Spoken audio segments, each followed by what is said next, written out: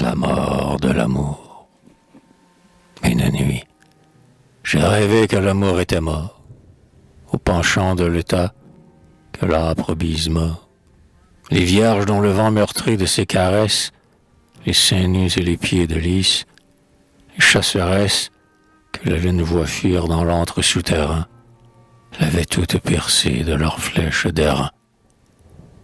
Le jeune Dieu tomba, meurtri de sang blessé, et le sang jaillissait sur ses belles chaussures.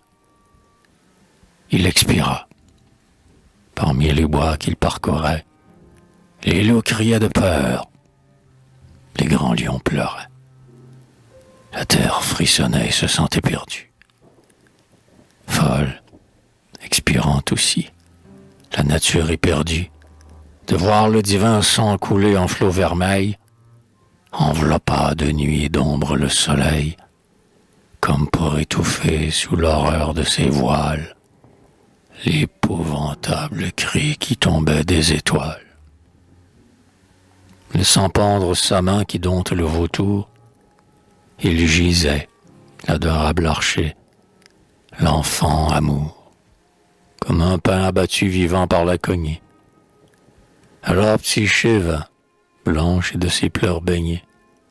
Elle s'agenouilla près du bel enfant Dieu, et sans repos baisa ses blessures en feu, béante, comme elle eût baisé de belles bouches, puis se roula dans l'herbe et dit « Ô Dieu farouche, c'est votre œuvre, de vous je n'attendais pas moins.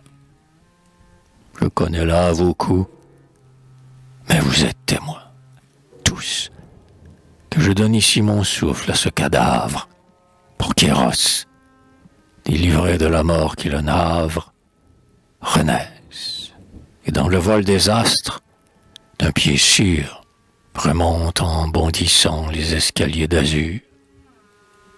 Puis, comprimant son cœur que brûlaient 1000 fièvres, dans un baiser immense, elle colla ses lèvres sur la lèvre glacée, hélas, de son époux.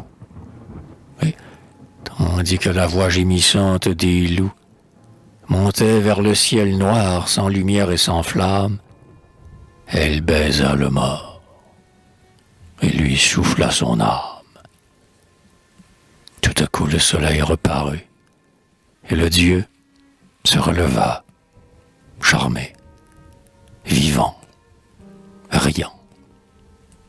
L'air bleu baisait ses cheveux d'or, d'où le zéphyr emporte l'extase des parfums, et Psyché tomba morte.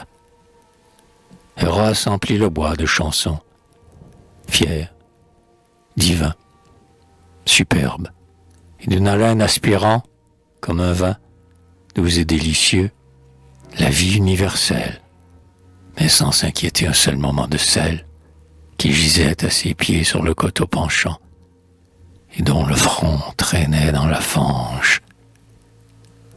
Et, touchant, les flèches dont Zeus même adore la brûlure, il marchait dans son sang et dans sa chevelure.